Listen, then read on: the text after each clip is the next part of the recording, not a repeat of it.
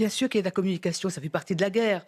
Mais n'oublions jamais que ce régime de Téhéran, ce régime iranien, est profondément et fondamentalement un régime d'idéologues, et d'idéologues qui sont pétris de fanatisme. Personne ne s'attend vraiment à ce qu'ils se rendent. Ce ne sont pas des gens, ce ne sont pas des profils à se rendre.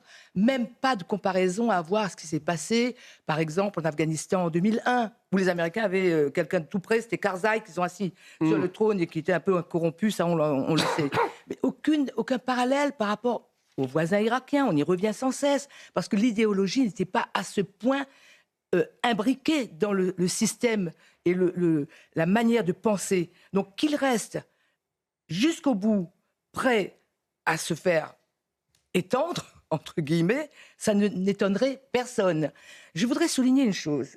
Tout le monde, donc, aujourd'hui, je pense que le constat est fait, c'est que ça sera extrêmement compliqué de changer le régime. D'ailleurs, il y a eu un rapport qui est un peu passé sous silence, mais qui a été dont le contenu a été rendu public par le Washington Post et par le Wall Street Journal, disant que 8 jours avant l'attaque, donc vers le 20 février, un rapport des agences de sécurité américaines et qui avait mis en exergue un point, c'est que ce serait impossible de changer le régime.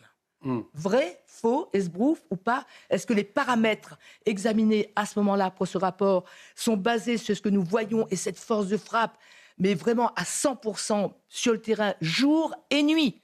Jour et nuit. Est-ce que ça tient compte de ça?